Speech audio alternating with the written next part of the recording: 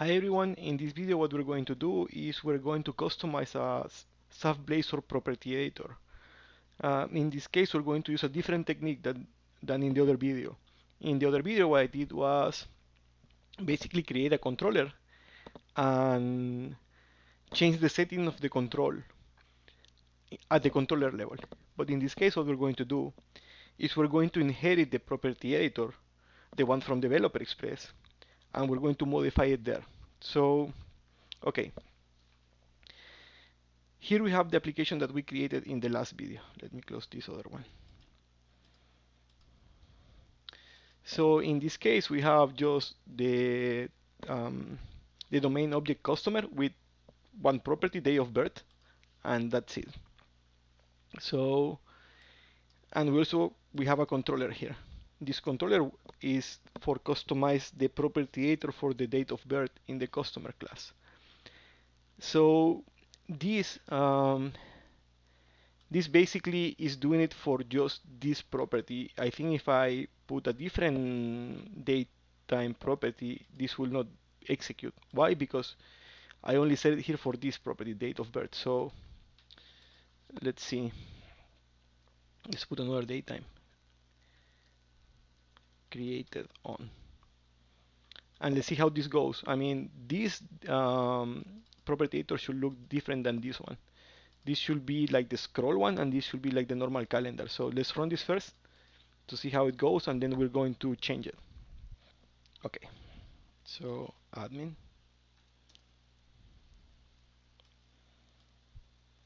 and this, okay, so here, see, it's like with the scroll, and this is like the normal calendar. Good. Okay, so our controller from the last video is only working for one property. So we're going to do something different now. We're going to add a property editor. For that, we're going to go to the documentation. And basically what you need to do is to create a class which descends from the datetime property editor, and then do the customization there. In this case, it's checking if the control is for a nullable type. It will show it one way, and if it's not, it's going to show it in a different way. So just copy this and come here, and I will put it in the editors folder, but it's not necessary. That's just for organizing your code. So class, let's paste this, and the IntelliSense is broken again, and also code rush. Every time I paste code, it happens the same. So let's open the studio again.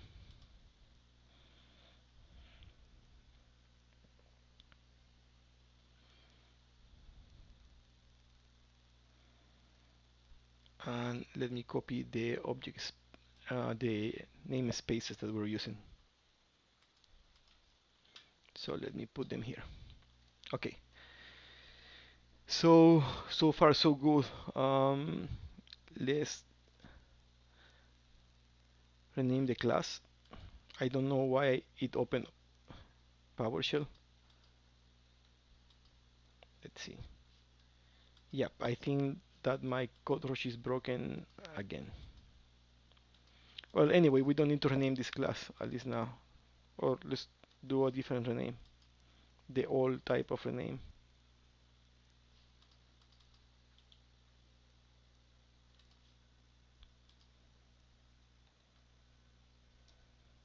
Okay. So basically in here, we are overwriting the onControls created. If we don't override this method, we will basically get the same property editor as the base class is returning. But in this case, what we're doing is like we're overwriting, we're getting the control, and then we are checking if this type is going to have the time selection visible, and if this type is going to have the time selection visible also. But remember that this type and this type are not the same. This is nullable and this is not nullable. So okay, so we have this, and basically what we need to do now is to tell XAF to use this propertiator for some properties. So, but before we do that, let's go back to the tutorial. So in here they say later that you need to have the time part of the datetime. Otherwise, even if you customize the propertiator, the time will not show. So let's go and take this and let's put it in the code. So this should be here and the created on. This will show you my time because lately I've been working on some course that I'm doing and my clock is hidden, so you will see the real time here. Okay, so we have this. Good. So let's compile.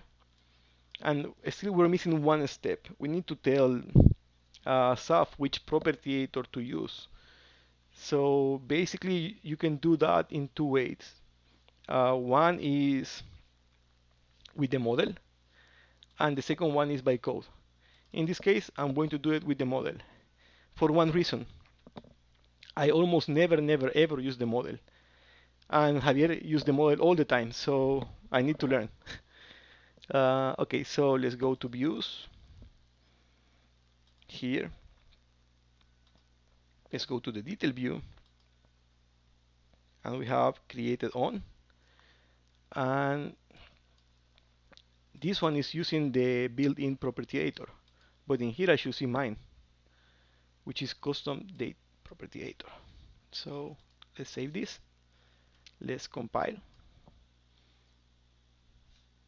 and run. So that should have a different propertiator and it will show the time part. Oh, well, but what we need to do, let me close this before. Let's go to our business object. And in here, what we're going to do is in the after construction, we're going to set the created on. So this created on.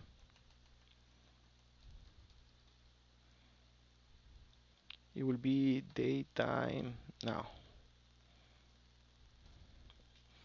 Okay. So let's run this. Let's do admin, new. See, this shows the date. I mean the date and the time, and this doesn't. So see, it's different. So in this case, we customize the propertiator in a different way. I mean, you can either create your propertiator or customize the one that DevExpress provides. So basically, it's up to you which approach to take. In the end, both basically work the same. So it's depending on, I guess, if you want to create your own library of propertiators or if you're going to do it just one time for one property. So that's it. And that's everything for this video, guys. So take care and see you in the next video.